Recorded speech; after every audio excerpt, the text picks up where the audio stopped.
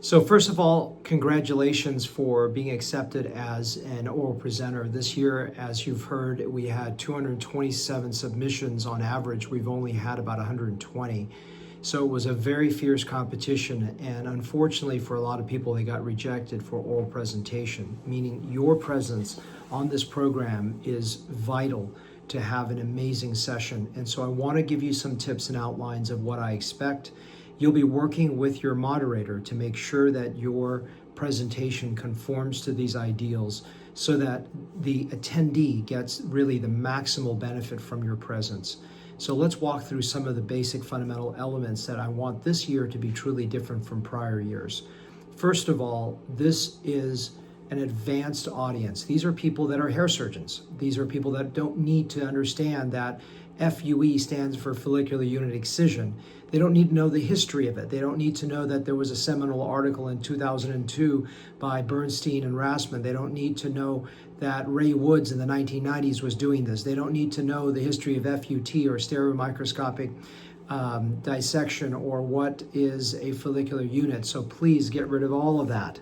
I don't want to see a single slide. Get right into the meat of what you want to talk about. So there's no history, there's no vague introduction, there's no resident level information. Expunge it, remove it, get rid of it. And along those lines, I want to focus on practical. So of course, if there's a theoretical element that's important to convey for your message, that's great. But pretend that you and I are in the hallway. Where do you learn a lot? You learn oftentimes as much in the hallway by talking to someone as you do from a wonderful presentation. So I want pearls. And so Steve Jobs talked about the iPod having 1,000 songs in your pocket. My goal is there's going to be 1,000 pearls that someone can walk home with, and it's going to be like drinking from a fire hose. I want tons of practical pearls. Give them information that they can take home and go, wow, I got something that I can, use. Now, of course, if you're doing a scientific presentation that's specific on one or two items, you're not going to give 16 pearls. You're going to be focused on just getting your idea communicated very effectively. So, but focus on things that make sense to the individual that I can walk home with. And try to present in a very cogent, clear fashion, not a lot of clutter. So your slides should be clean. They should not be filled with 16 graphic elements that no one can read and no one has time to read and you have no time to present. Get rid of the junk. Get down to the bottom barrel basics of what someone needs to hear.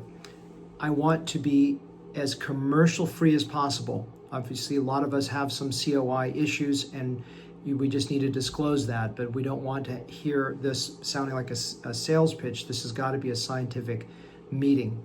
And be punctual. We're in Germany, for God's sake, right? So I am very, very punctual. I will cut you off. This whole day has to run seamlessly, and I don't give a lot of podium time. Most of these talks are 5 minutes, meaning that you've got to keep track of your time, practice your talk, and make sure you're on time. Please respond to your moderator so that as they are reaching out to you to get information to them, even if you've got preliminary slides and you said, look, I want to just make sure this is in alignment with what Sam wants, the moderator is in charge to look at that information and feedback with you and work with you to get to the end product. So if there's questions, of course, they can kick it up a notch and get it straight to me. I'm more than hands-on in terms of getting feedback to help you out.